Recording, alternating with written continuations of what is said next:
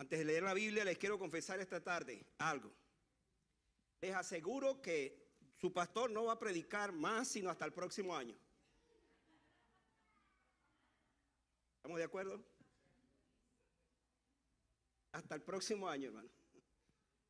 Mientras tanto, abran sus Biblias entonces en Lucas. Qué lindo día, hermano. Esta mañana cuando salí de la casa con mi esposa, dije, wow, esto parece un día de primavera, verano, ¿no? Qué bueno es Dios, qué bueno es Dios, que nos permite tiempos tan preciosos como estos. Lucas capítulo 5, estamos avanzando. Recuérdense que su pastor, con el pastor Cristian, estamos trabajando tremendamente en este libro. Es todo un desafío, todo un desafío.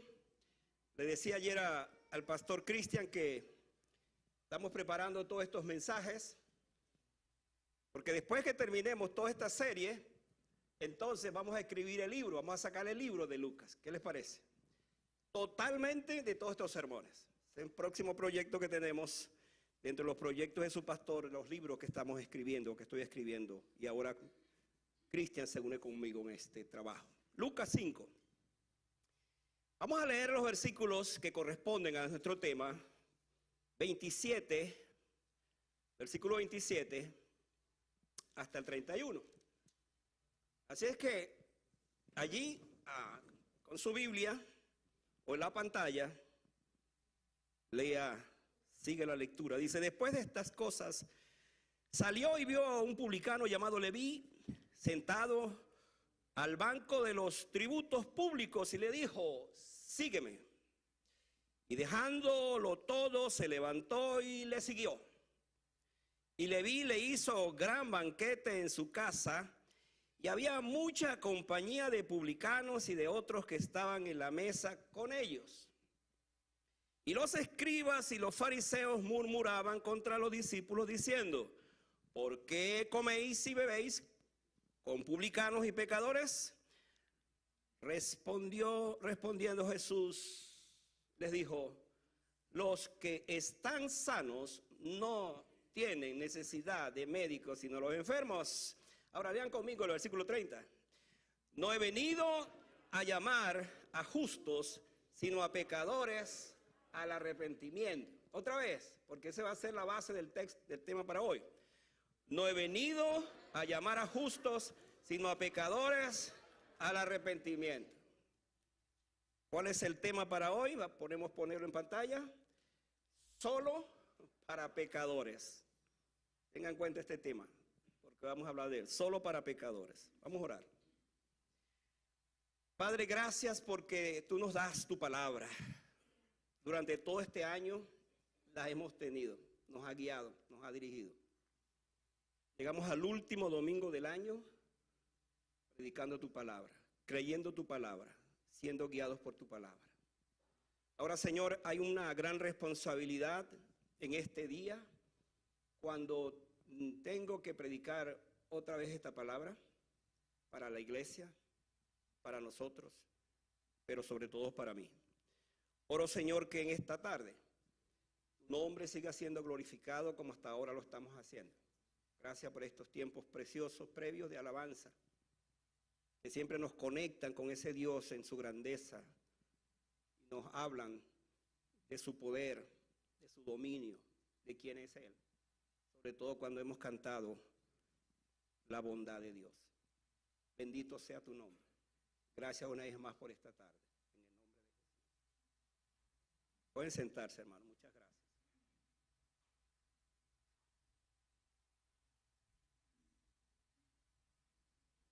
Yo no sé si a usted le llama la atención los títulos a veces de los sermones, pero este título, solo para pecadores, me ha hecho pensar que hay avisos, hay lugares donde usted lee que dice solo para, de repente dice solo para damas, para caballeros, o para adultos, o para cualquier cosa.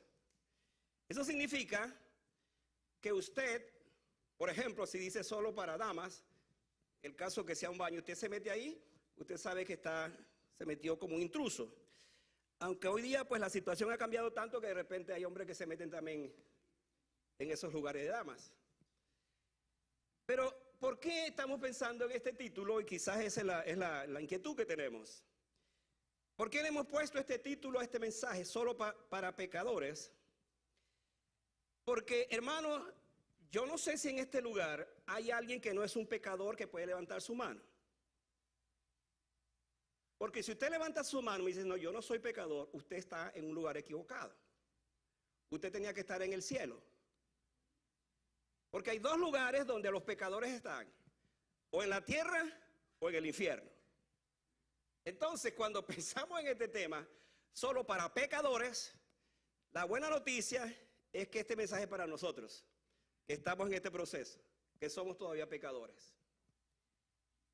Pero gracias al Señor, gracias a Dios, y eso lo vamos a ver en el mensaje de hoy, que Cristo vino al mundo, y la razón de la Navidad, para salvar a los pecadores. Y Pablo decía, de los cuales yo soy el primero. Así que si usted como Pablo, dígalo también, yo soy el primero. Yo soy el primero, así es. La historia de Leví, que también se va a llamar Mateo, es una historia verdaderamente sorprendente.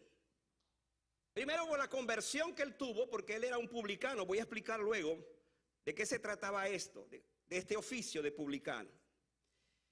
Pero lo sorprendente de esta historia es que este hombre fue llamado para ser parte de los 12 discípulos, los 12 apóstoles.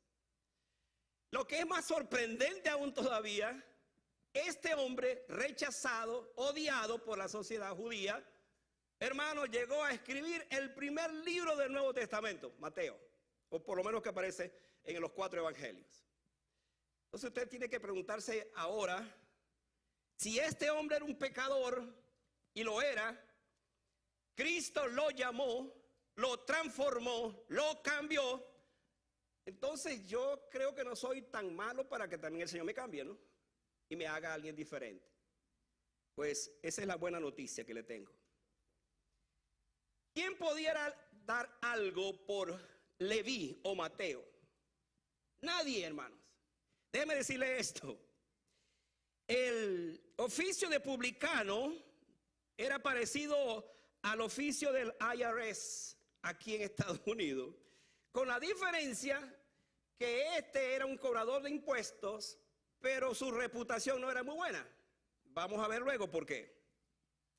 Hermano, yo no sé si usted este año recibió cartas del IRS, pero le aseguro que cuando usted recibe una carta del IRS, hay dos cosas que pudieran pasar.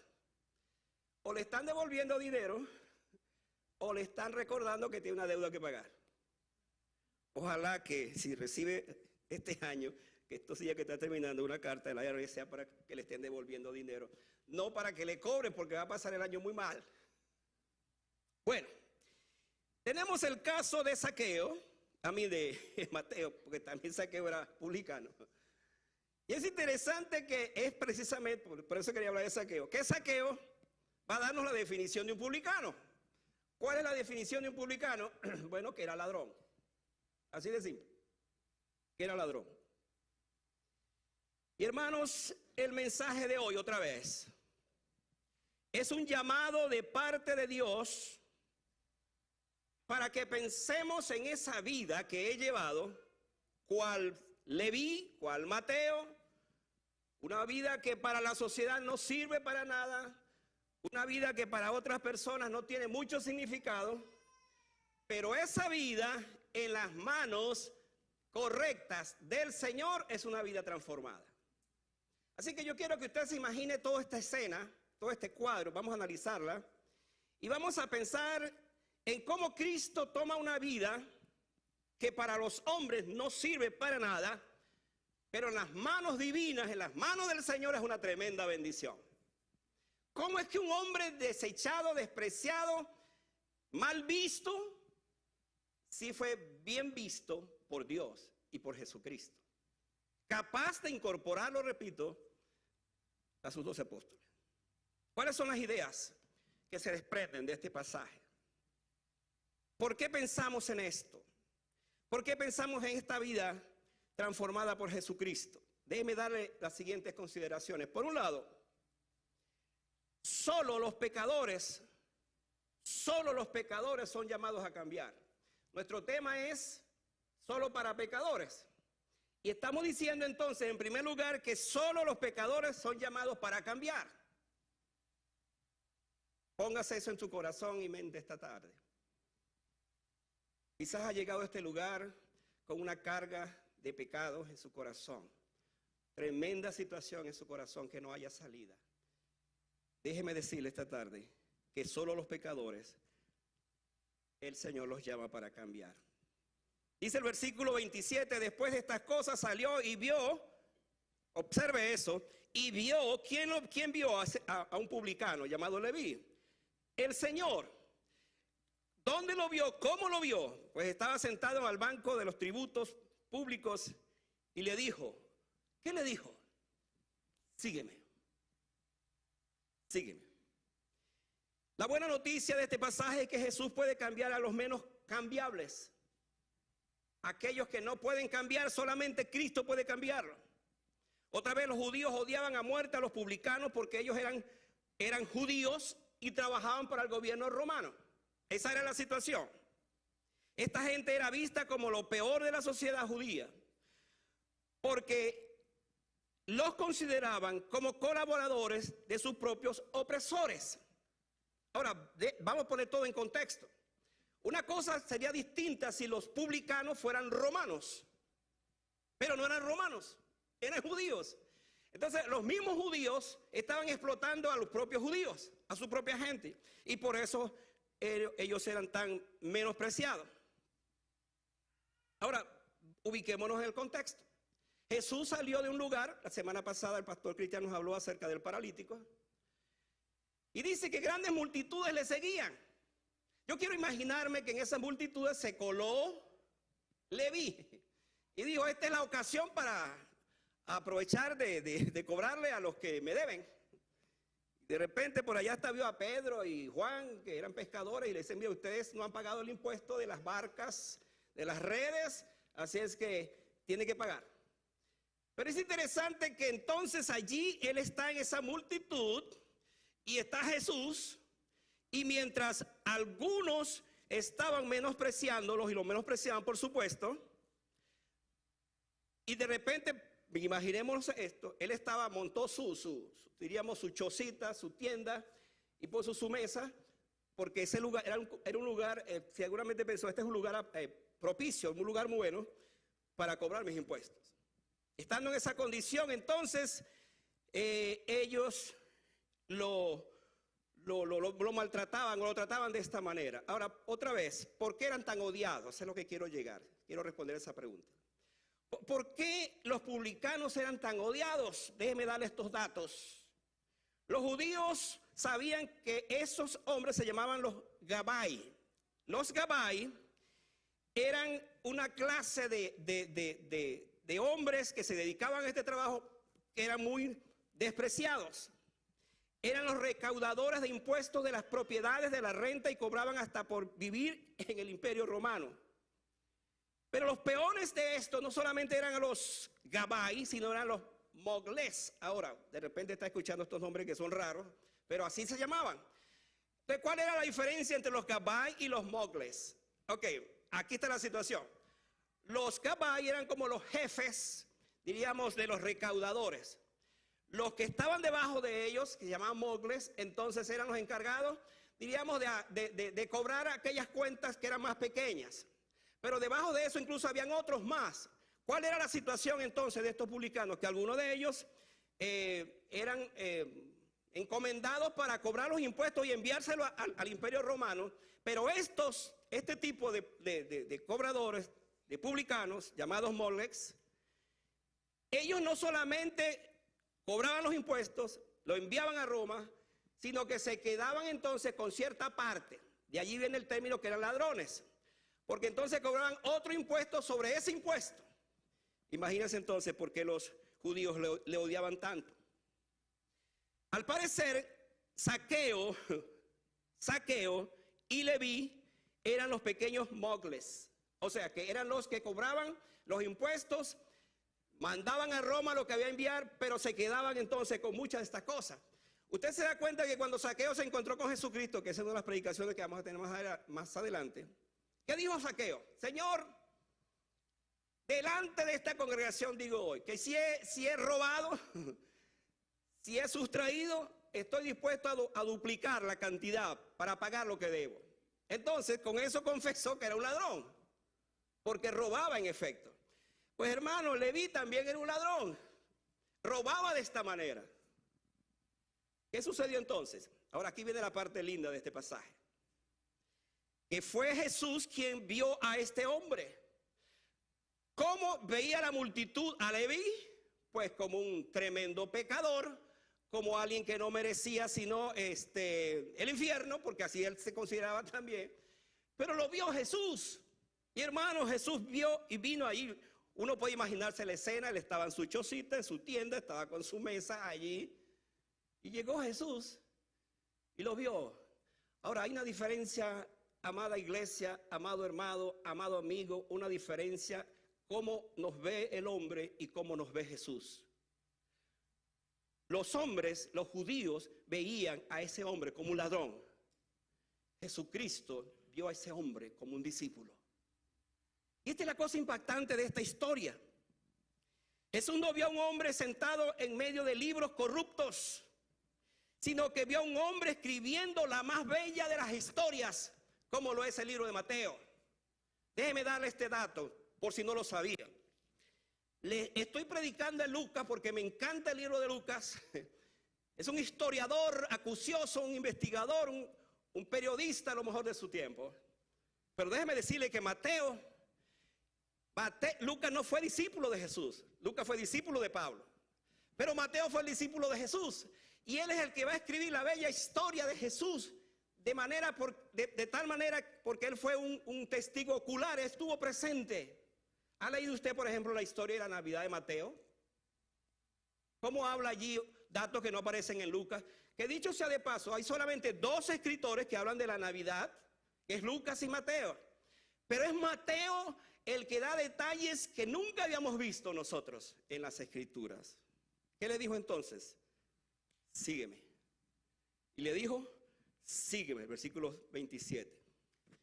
Si algo sabía un recaudador de impuestos, es que él jamás, escuche, jamás podía entrar en una sinagoga. Les estaba prohibido entrar a una sinagoga. Pero hermano, aquí Leví está en presencia de un rabino, de un maestro, pero no cualquier maestro. Es Jesucristo, ya era famoso. Y él está allí y ve a este hombre. Y ese hombre lo mira fijamente y le dice, sígueme, sígueme. ¿Qué pudo crearse en el corazón de Leví? En su vida profesional le habrían dicho que se encaminaba directamente al infierno. Los judíos decían que el infierno estaba lleno de prostitutas y publicanos y todo ese tipo de pecadores. Sobre todo los fariseos decían eso. En el cielo no podía entrar un publicano, no podía entrar una prostituta, no podían entrar ninguna de esa gente porque eran pecadores. Pero aquí está un hombre que está escuchando a alguien que le dice, sígueme. Jesús sabía que él era un ladrón. Pero hermano, Jesús no está pensando en ese ladrón, en su oficio, sino que está pensando en el cambio que va a tener ese ladrón. Por cierto, me llama la atención que Jesús estuvo muy relacionado con ladrones. Murió en medio de 2 ladrones. Yo no sé si esos ladrones fueron publicanos, pero eran ladrones. Y uno le dijo a Jesús, acuérdate de mí cuando vengas en tu reino. Escuchar de Jesús, de cierto te digo que hoy estarás conmigo en el paraíso. Pensar que no es cualquier hombre, es un ladrón. Pero es un ladrón que se está arrepintiendo. Y resulta que el primer fruto de la cruz del Calvario es un ladrón arrepentido. Ahora estamos en presencia de otro ladrón, a quien Jesús lo quiere para su ministerio por 3 años y después todo lo que va a venir. Alguien diría, está bien que Jesús sane a un leproso, está bien que Jesús libere a los endemoniados, está bien que Jesús sane a los enfermos, pero por favor, no que invite a un publicano para que sea parte de su equipo. ¿En qué cabeza cabe semejante cosa? Alguien dijo en una oportunidad que Jesucristo tenía, que Jesucristo como diríamos empresario, como aquel que recluta hombres para su trabajo, estaba encomendado, estaba siendo guiado hacia el fracaso por la clase de personas que había escogido. Entre ellos aquí aparece entonces este pecador. Pero hermano, otra vez la buena noticia es que ese Jesús, que aquellos que veían que era un miserable, Jesús vio entonces en un hombre cambiado. Dice que notó, el texto dice notó, esto significa mirar fijamente. Jesús fijó sus ojos en él y tuvo una cita divina con él. Allí estaba sentado en su pequeña choza y a lo mejor nadie le había visto, pero hermano, lo vio Jesús. Le tengo esta buena noticia. No importa si nadie te ve como tú eres, pero si te ve el Señor, no importa que nadie más te vea. ¿Sabe por qué? Porque tú eres importante para el Señor. No importa qué vida has tenido, cómo hayas vivido, cómo estés viviendo. La buena noticia de este pasaje es que Jesús lo vio y lo transformó. Porque eso es lo que hace entonces la palabra del Señor. Es lo que hace el Señor. Y la última parte del texto dice, y dejándolo todo, ¿qué pasó? Se echó para atrás. Versículo 27. Dejándolo todo, se levantó y siguió. Ahora, hermano, por favor, sígame acá porque aquí hay algo extraordinario en este pasaje. Me encuentro en Lucas capítulo 9, otro pasaje que está más adelante, de unos discípulos, entre comillas, que vinieron a Jesús porque querían seguirle. Y escuche esto. Estoy hablando de Lucas 9, 57 al 62. Uno de ellos vino y le dijo, Señor, te voy a seguir. Jesús le dijo, ¿me vas a seguir? Sí. Bueno, solamente quiero que sepas esto. Las zorras tienen guaridas donde viven. Y las aves también donde ellas viven. Pero el Hijo del Hombre no tiene donde recostar su cabeza. Entonces se echó para atrás. Otro vino corriendo y le dijo, Señor, te voy a seguir. Pero dijo, deja primero que me despida de los que están en mi casa. Y otro le dijo, Señor, te voy a seguir. Y también tuvo una respuesta parecida. Dijo, deja que primero entierre a mis padres. En esto Jesús le dijo a los tres, ante la premura, ante lo que él estaba llamando, ante ese llamamiento para dedicarse y seguirle, Jesús le dijo que ninguno que ponga su mano en el arado y mira hacia atrás es digno de mí. Lo que Jesús le estaba diciendo a ellos era, ustedes no pueden decir que me quieren seguir si no están dispuestos a pagar el precio. Pero aquí tenemos a un hombre que estaba dispuesto a pagar el precio. ¿Cuál es ese precio? Dice que enseguida, dejándolo todo, se levantó y siguió a Jesús. Hay una pregunta que me surgió esta semana cuando pensaba en esto y pensaba en la iglesia, pensaba en ustedes, pensaba en nosotros. ¿Somos nosotros capaces, desde que conocimos al Señor, de haberlo dejado todo, como dice el texto, de habernos levantado y de haber seguido al Señor? La pregunta es, ¿cómo le seguimos? ¿Cómo es nuestro caminar con el Señor? ¿De qué manera andamos con Él? Sin embargo, le vi frente a todo esto, frente a lo que escuchó, dejó, se levantó y siguió al Señor. Hay una pregunta que surge aquí, es ¿qué hace que un hombre deje todos sus negocios, bienes mundanos, riquezas y poder, levantarse inmediatamente para comenzar a seguir a Jesús? Una sola cosa, hermano, es el poder de la palabra de Jesucristo. Yo a veces me temo que hay creyentes que no están siguiendo al Señor porque no han oído la palabra del Señor verdaderamente. Le siguen, pero quizás más o menos. Le siguen, pero no hay un compromiso. Le siguen, pero no se han consagrado. Le siguen, pero siguen iguales. Posible que algunos siguen a Cristo, pero todavía siguen cobrando impuestos, entre comillas, pensando en el Leví. Pensemos en esto, hermanos. Algunos de los discípulos podían volver a pescar.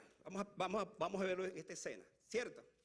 Es más, yo creo que Pedro de vez en cuando iba a pescar, aún estando con Jesús. ¿Sabe por qué? Porque al fin y al cabo esa era una manera de sostenerse. Ustedes sabían que Jesús con sus discípulos fueron muy pobres. Si no sabía, Jesús en una oportunidad le dijeron que cuando le preguntaron acerca de pagar tributo al César, entonces Dios, dame una moneda. O cuando le preguntaron, le plantearon para que pagara impuestos, hablando de impuestos, le dijo, Pedro, mira, como tú eres buen pescador, ve y el primer pez que saques, abre la boca y allí va a estar un estatero, o sea, una moneda, paga por tus impuestos y mis impuestos. Hermano, cuando uno lee esa historia, ¿de qué estamos hablando? Que Jesús era pobre. Pero hermano, los que le siguieron eran pobres, y muy pobres. Entonces yo creo que Pedro de vez en cuando iba a pescar, pero ¿sabe quién no regresó a las mesas de los tributos? Leví, porque él sabía que en ese lugar fue un ladrón y él no quiere volver allí. Y hermanos, aquí estamos en presencia de alguien que deja todo eso, se levanta y sigue al Señor. Esto se llama una decisión de corazón, esto se llama una entrega, esto se llama una resolución. Mientras nosotros no nos comprometamos con el Señor en seguirle de esa manera, nuestra vida cristiana seguirá siendo la misma. Pero el punto es, ¿hasta dónde me considero un auténtico discípulo de Jesús? Es la pregunta que vamos a estar respondiendo. En segundo lugar, esta idea me gusta mucho también. Solo los enfermos necesitan sanidad. Solo los enfermos necesitan de médico. Mire, voy a adelantarme, voy a hacer un cambio allí para darle hilación al pensamiento, a la estructura del mensaje. Y vayan al versículo 30. Miren lo que dice el versículo 30. Y los escribas y los fariseos murmuraban contra los discípulos diciendo, ¿por qué coméis y bebéis con publicanos y pecadores? Ahora, el pensamiento acá es que solo los enfermos necesitan de médicos. ¿Cuántos enfermos tenemos aquí en la congregación? Gracias al Señor que no hay ningún enfermo aquí. Qué bueno, hermano. Le aseguro que va a comenzar el año muy bien. Pero le tengo una mala noticia. Usted y yo somos enfermos. Y no solamente estoy hablando espiritualmente, sino que a usted le duele acá, le duele allá y amanece por acá. Y en la medida que vamos avanzando en años, olvídense, hermano. Nos duele todo. Entonces, el Señor dice en su palabra, los sanos no necesitan de médicos, sino los enfermos. ¿Qué estaba diciendo Jesús con esto frente a lo que va a pasar aquí? Eso lo vamos a ver luego. Porque los fariseos preguntaron, ¿por qué coméis y bebéis con publicanos y pecadores? Era un reclamo a los discípulos. Hermano, el comer y el beber sugiere un encuentro profundamente personal. En los días de Jesús, comer y beber con alguien o compartir una comida con alguien era una manera de demostrar un tipo especial de unidad con esa persona. Entonces, para los fariseos, el que Jesús, el maestro judío que lo están siguiendo multitudes, esté reunido comiendo con pecadores, es un sacrilegio, es una blasfemia. La pregunta es, ¿quién desearía tener comunión con publicanos y pecadores? ¿Sabe que el mejor calificativo para un publicano, tenga eso en cuenta en sus notas, era de un cerdo o un perro? Así lo calificaban los fariseos. ¿Un publicano es un cerdo o es un perro? ¿Por qué decían eso? Porque un cerdo y un perro eran animales inmundos para los judíos. Y esta gente era inmunda. Por cuanto su oficio era impuro y corrupto, ellos eran comparados con esos animales. Hermanos, no todos están contentos cuando invitas a Jesús en la mesa de la gracia. Es un término que me encanta para ponerlo aquí. Siempre habrá escribas y fariseos alrededor de tu vida, creyéndose mejores que los demás, criticándote porque tú ahora eres un seguidor de Jesús. ¿O no es así? Tenemos eso. Yo me acuerdo, hermano, cuando estudiaba bachillerato hace muchos años. Bueno, si voy a cumplir 70, imagínense cuántos años fueron entonces. Y hermano, una cosa que a mí me tocaba muy, siendo nuevo creyente, es que a mí los compañeros de estudio me decían que yo era la Biblia andante. Me decían la Biblia. Pero yo sé que ellos me decían de una manera peyorativa, de una manera como que burlándose de mí.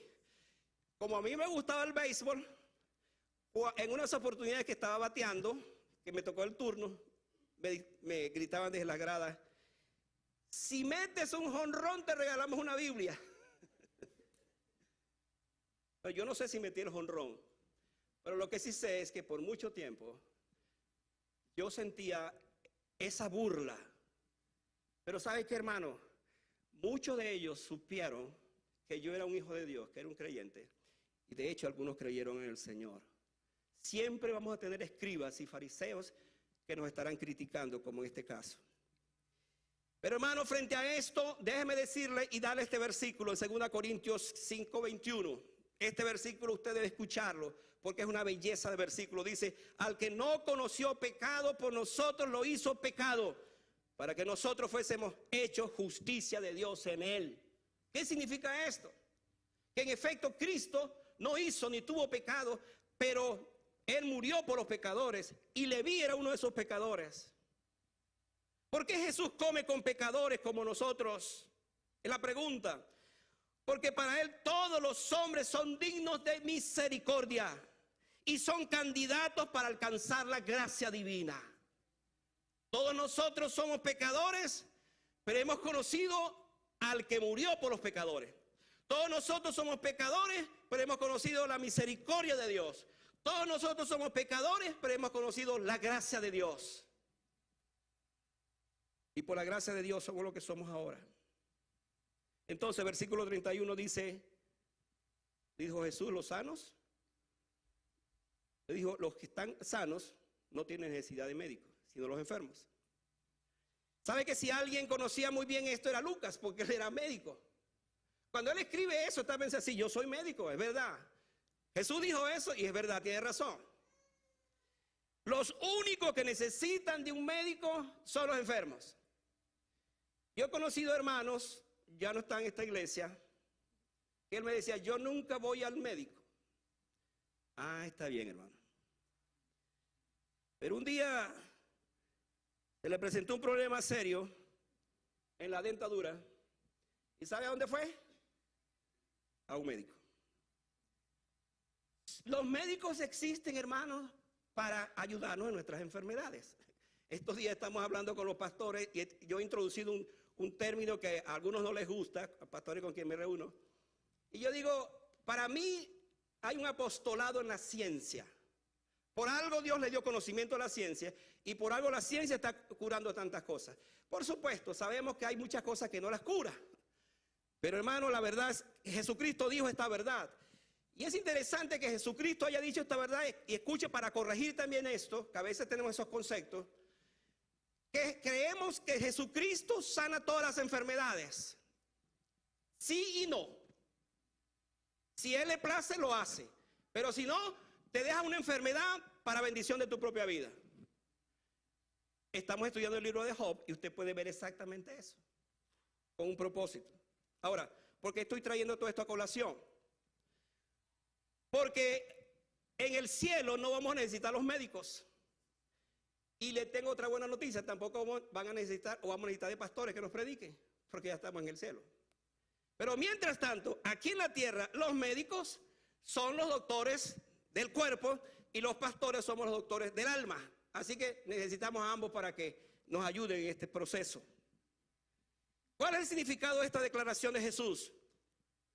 Que hay gente que abiertamente dice esto: yo no necesito de oír ningún mensaje de la Biblia porque estoy bien como estoy. A la gente que piensa así le decimos: esta reunión en esta iglesia es solo para pecadores. En esta iglesia aceptamos solo pecadores. Si usted no es un pecador, por favor váyase. Usted no se vaya, por supuesto. Porque usted y yo somos pecadores. Ahora, Jesús sabía que los fariseos ocultaban una enfermedad que era peor que la que los publicanos tenían. ¿Sabe cuál era la enfermedad de ellos? La hipocresía. Y no hay enfermedad peor que la hipocresía, porque es ponerse una careta, es ponerse una fachada y demostrar a la gente que se es alguien como cuando no se es nada.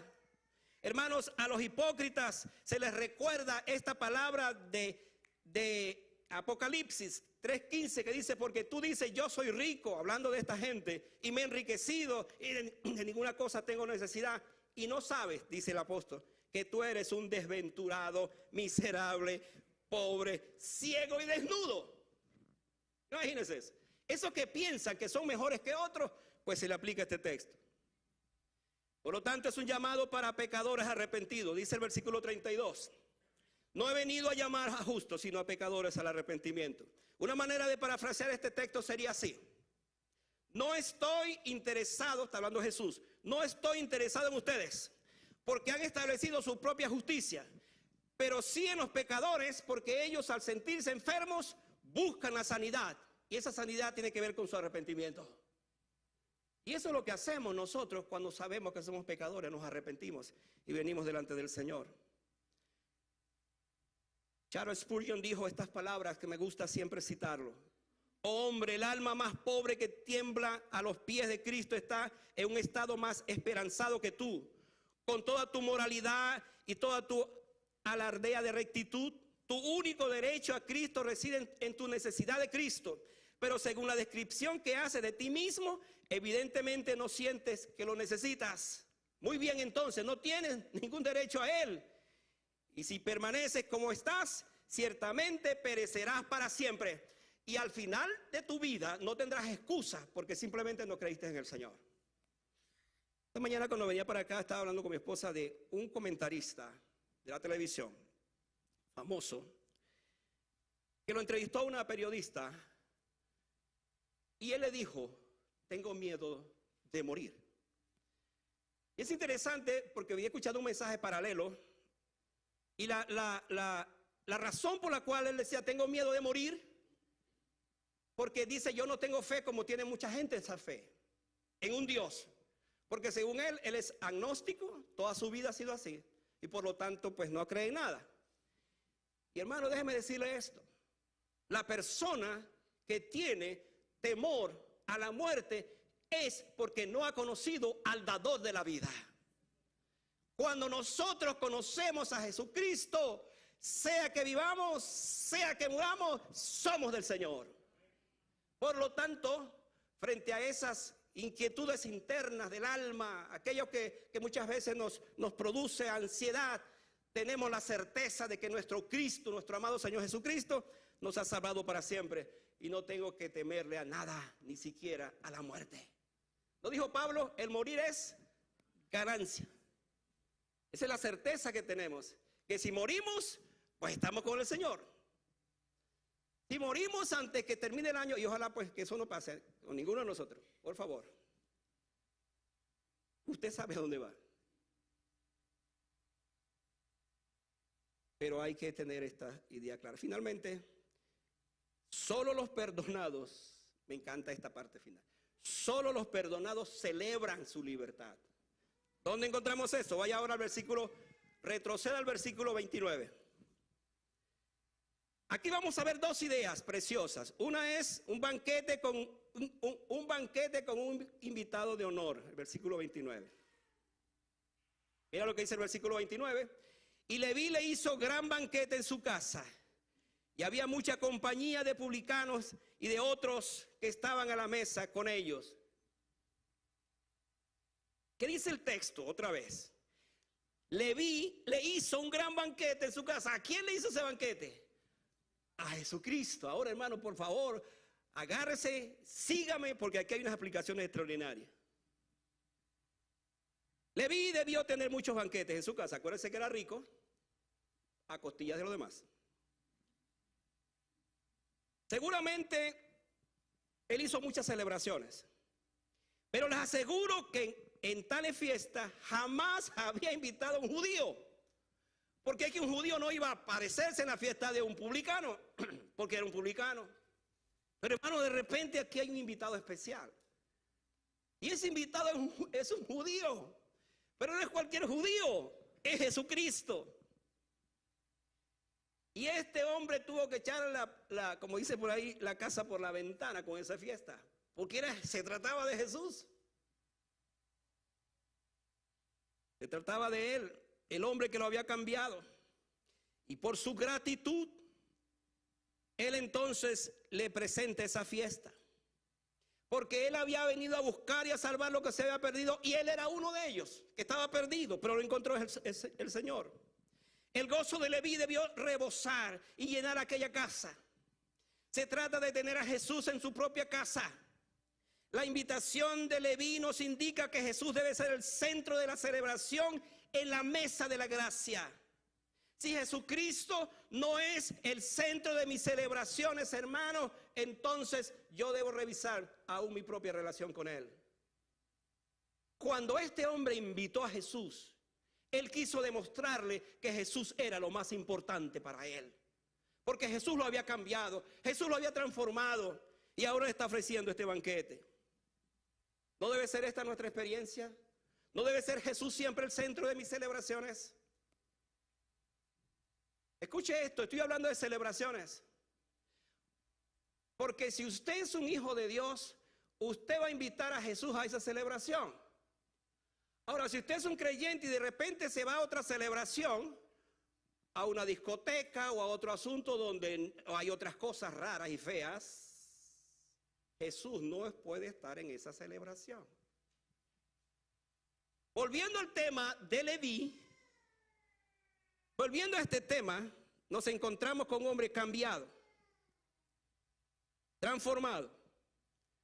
Y la fiesta que ha puesto para Jesús es digna de él. Cristo debe ser siempre el invitado de honor a mi mesa. Cristo debe ser siempre el invitado de honor a mi trabajo. Cristo debe ser siempre el invitado de honor a todo lo que haga, mis diversiones. Porque si Cristo no está en el centro de eso que hago, entonces simplemente yo no estoy dándole la gloria de Dios. Finalizo esta tarde diciendo esto.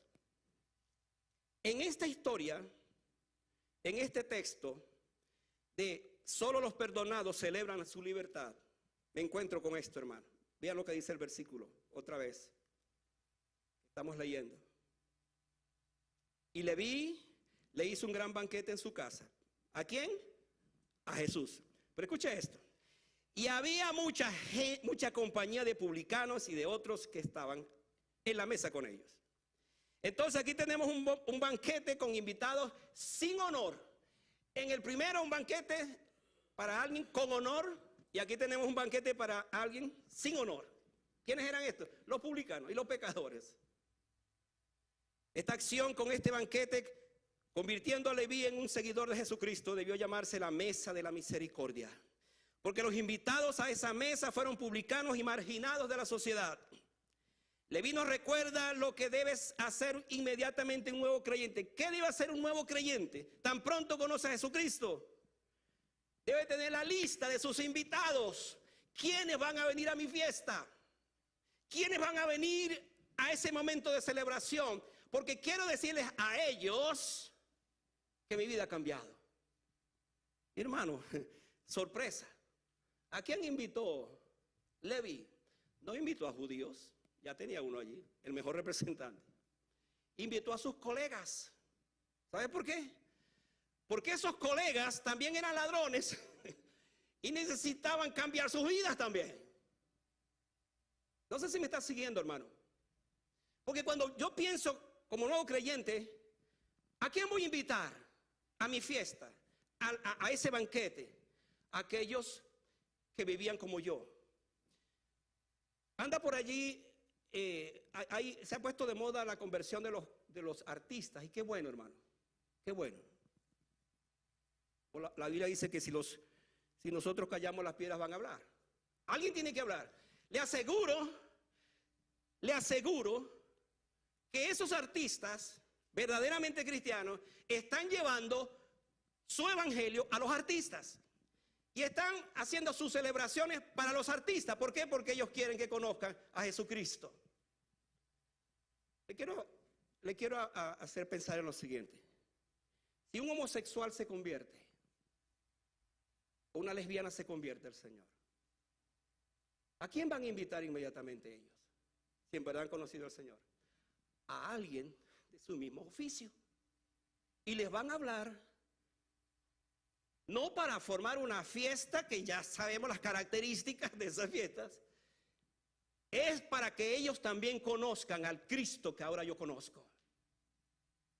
Hermano, frente a esto, mi palabra como pastor a la iglesia, a ti, si tú eres un hijo de Dios, eres un creyente, y así debes confirmarlo cada vez más, tú estás llamado para compartir lo que Cristo hizo en su vida con alguien que no lo conozca. Quizás tú vas a revisar este año, pasó todo el año, ¿a quién le compartí? ¿A quién invité para mi fiesta? ¿A quién invité para mi celebración? Porque si yo como creyente no hago eso, hermano, me estoy salvando a mí mismo, pero hay gente que se va a ir al infierno precisamente que está tan cerca de mí. Y hay algo que quiero decirle, usted no quiere ver a su amigo en el infierno. Usted no quiere ver a su hermano en el infierno. Usted no quiere ver a su padre en el infierno. Usted no quiere ver a sus hijos en el infierno. ¿Qué hay que hacer entonces con esto? Lo que hizo Leví, invitar a Cristo a hacer un banquete y allí predicarles a Jesús, traerle a Jesucristo para que les predique. No se concibe a un discípulo sin hablar de aquel quien lo ha cambiado. Si usted es un creyente y casi nadie lo sabe, usted se avergüenza del evangelio. ¿Qué dijo Pablo? No me avergüenzo del evangelio porque es poder de Dios para salvación. Al judío primeramente y también al griego.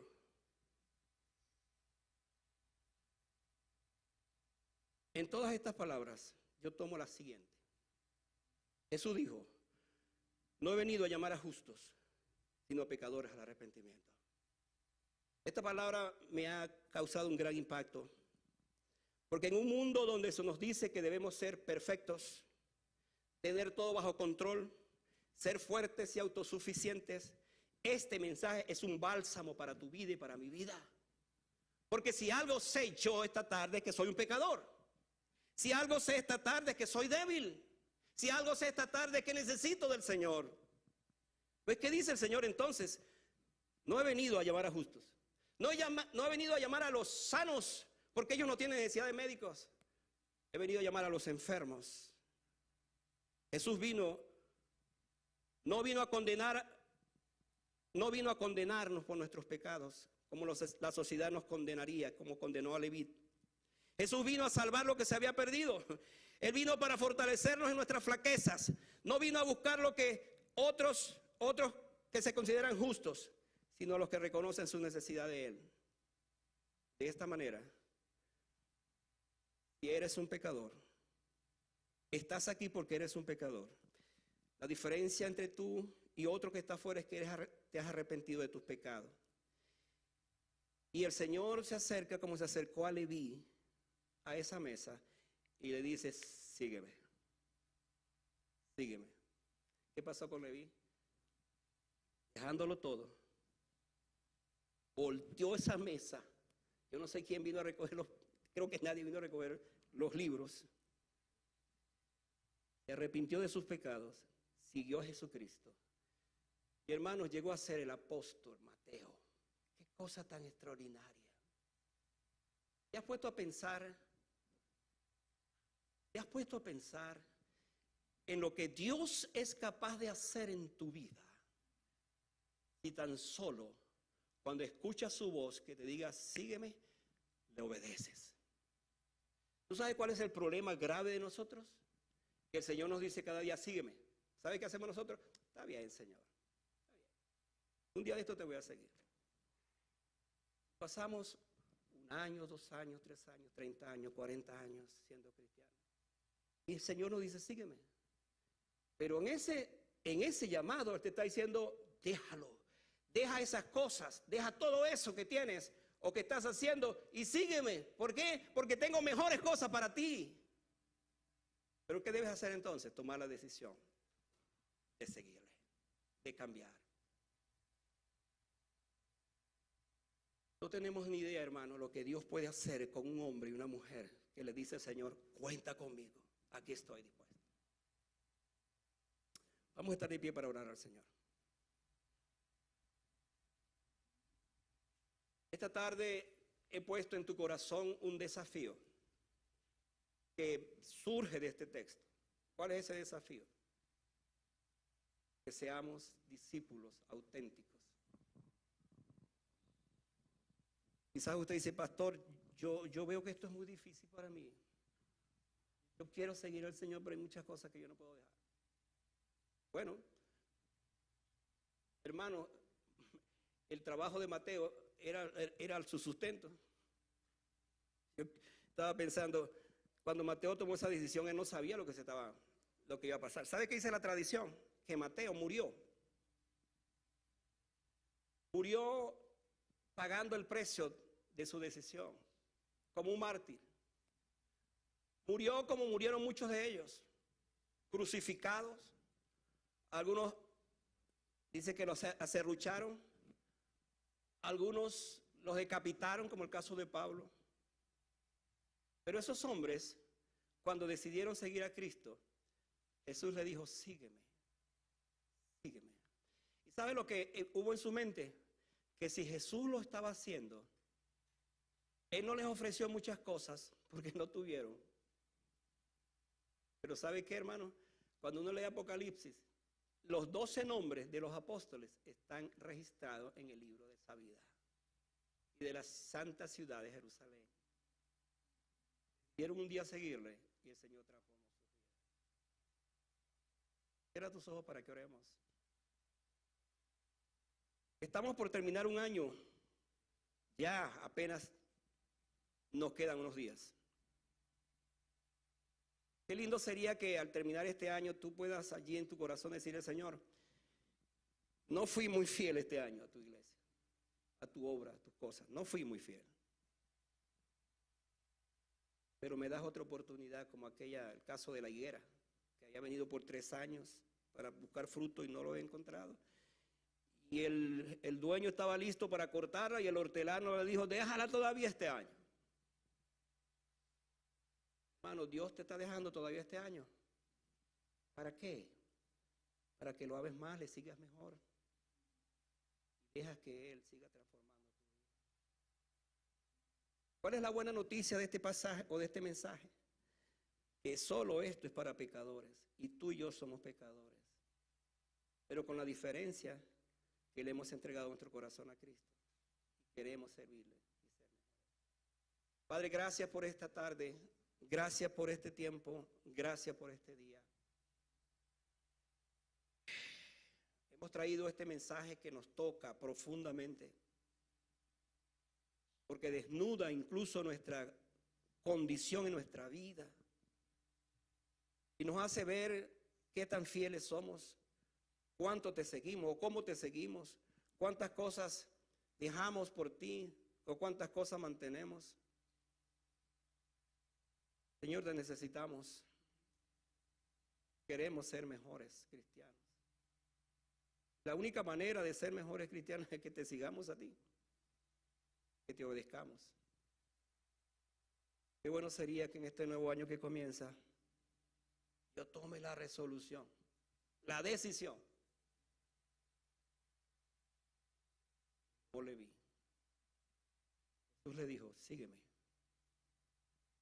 Y él, levantándose, lo dejó todo y siguió al Señor.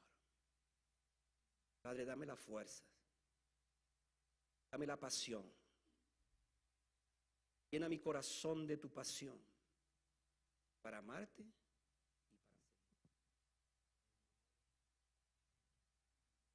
Piensen allí de pie, hermano, por un momento.